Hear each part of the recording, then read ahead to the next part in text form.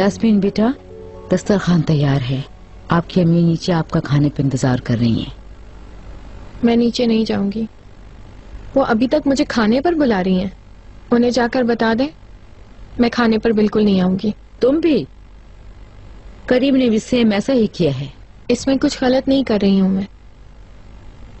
जैसे तुम्हारी मर्जी।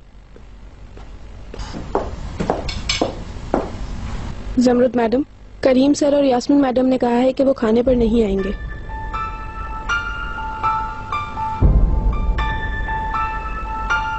इजाजत दीजिए, मैं जरा बच्चों को देखूं।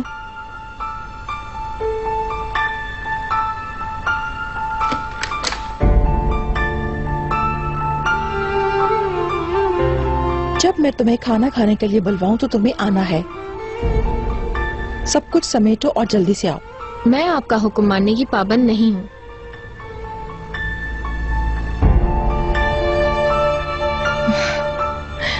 अगर ऐसा है तो तुम्हें अपनी चीजें समेट कर इस घर को छोड़ना होगा। चलो। क्या है ये? तुम्हारा कोई दूसरा ठिकाना नहीं है। तुम्हें इस घर के उसूलों पर ही चलना होगा। 2 मिनट के अंदर अंदर अपने भाई को लेकर खाने की टेबल पर आना होगा।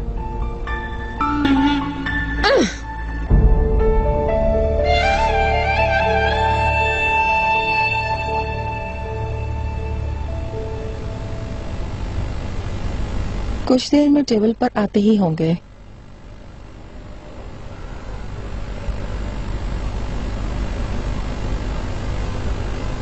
चिनार,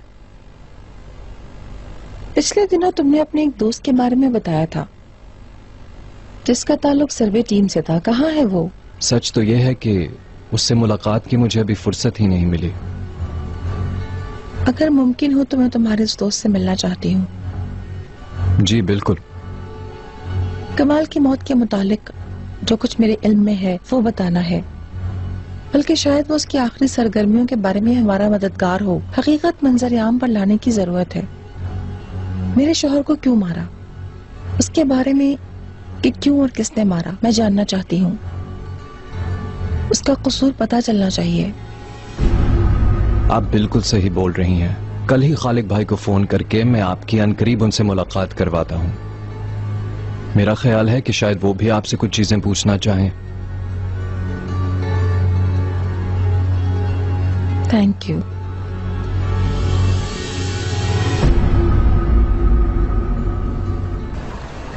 सर्द मौसम में यहाँ क्या कर रहे हो? बीमार हो जाओगे। पागल होने से तो बेहतर है ना। मैं इधर उधर की नहीं जानती करीम।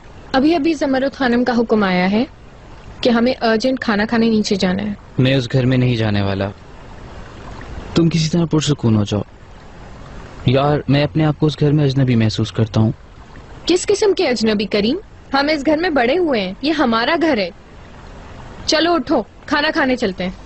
छोड़ो मुझे यास्मीन। अगर हम वाकई उस खानदान से नहीं है तो हम क्या करेंगे?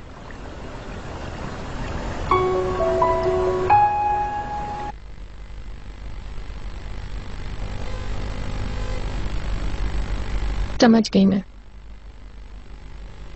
हम उनके ख्यालात कभी भी बदल नहीं सकते हैं करीम। इस बात को देखते हुए कि हम नाजायज हैं, हम अपनी हैसियत को कभी भी काबिल कबूल नहीं बना सकते। हमेशा बाहर निकाले जाएंगे। तशकरान फैमिली मेंबर्स ना होने की वजह से हर कोई बात करेगा हमारे बारे में।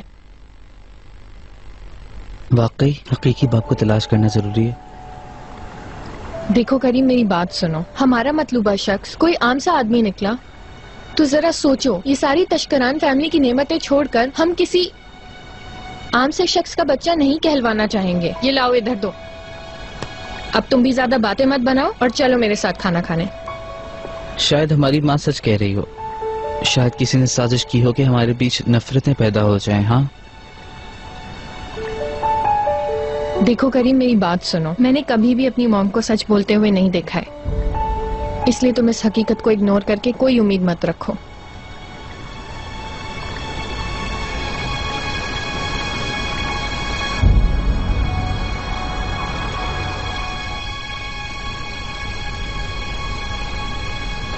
तुम जिस आग में खेल रही हो वो तुम्हें भी जला देगी।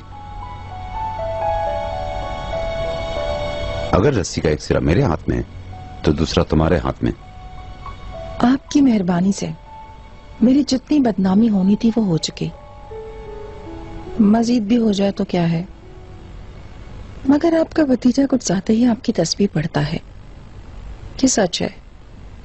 हक के बारे में बात करने वाले चचा की खातिर वो टेंडर कैसे जीत गया? हकीकत क्या है? अगर इसके बारे में उसे पता चल जाए तो वो अपने कदम वहीं रोक देगा। किसी ने ठीक कहा है, कुत्ते के भौंकने से कोई अपना रास्ता नहीं बदल लेता। मैं आपकी सदा पर मरती हूँ। आपके पास हर मौजू पर मुहावरे होते हैं, मुझे भी बहुत मुहावरे आते हैं, वो भी आपसे अच्छे अच्छे।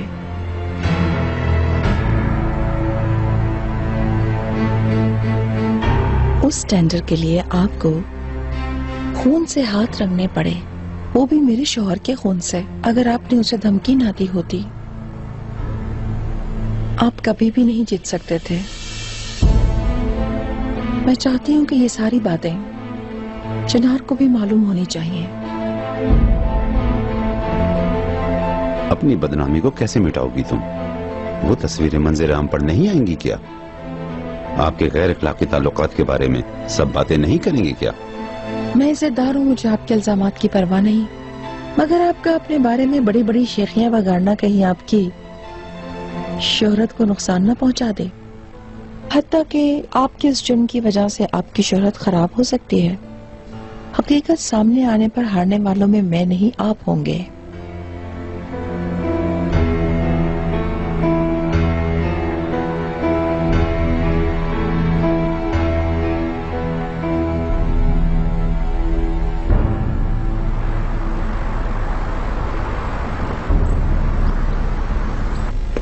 चेंज नहीं किया तुमने? चलो अच्छा ही है। देखो मैं क्या लाई हूँ। मैं अभी कोल्ड ड्रिंक्स लेकर आती हूँ। मैं करीम को भी बुला कर लाती हूँ, फिर हम सब मिलकर फिल्म देखेंगे। लाले छोड़ो, अब रहने भी दो ना। घर वालों ने हमारे पैरों में बॉम्ब ब्लास्ट कर दिया और वो फट भी गया और हम सब जख्मी हैं। अच्छा ठीक है, माना जो कुछ भी हुआ वो काफी तकलीफ दे है, मगर कुछ बदला तो नहीं है ना। मैं तुम्हें हंसता मुस्कुराते देखना चाहती हूँ। मैं इस हकीकत से कटकर खुश नहीं हो सकती। जिंदगी के ऐसे हालात में क्या मैं फिल्म देखने जाऊंगी? मेरी खुशी का बाइस मेलिस का वेडिंग ड्रेस था, वो भी मेरे हाथ से निकल गया। मुझे नहीं पता अब मैं क्या करूंगी। हम कोई और काम ढूंढ लेंगे अगर तुम चाहो तो।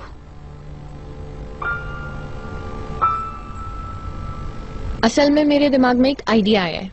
क्या? प्लीज तुम चिनार से बात करना। उनकी एक बहुत बड़ी टेक्सटाइल मिल है, अगर मैं वहाँ काम शुरू कर दूं कुछ मसरूफ हो जाऊंगी। हमारी कंपनी में भी तो है, तुम वहाँ काम कर सकती हो, सब तुम्हारा ही है। कंस्ट्रक्शन के शोबे का मुझे कुछ भी पता नहीं है लाले, मगर चिनार वाले तो घरेलू टेक्सटाइल का काम करते हैं। वहाँ पर भी मैं डिजाइनिंग करके कुछ ना कुछ तो कर ही सकती हूँ। प्लीज लाले तुम मेरे लिए उससे बात करके देखो ना। वैसे आइडिया बुरा नहीं है, मैं चिनार से बात करूंगी, वो इनकार नहीं करेगा, जानती हूँ। Thank you.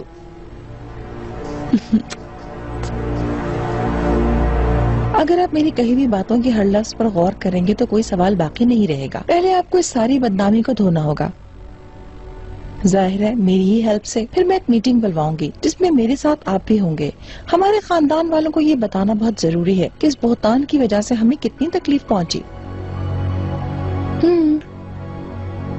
फिर ये कि शफीक को एक बात का मालूम होना कि इस काम में आपका हाथ है मेरे लिए काफी कीमती माल साबित हुआ। पिछले महीने जो चेक काटा वो भी पे करना होगा। नहीं है अब वो। अगर आपको कोई टेंशन ना हो तो मीटिंग दोपहर के बाद शुरू होगी।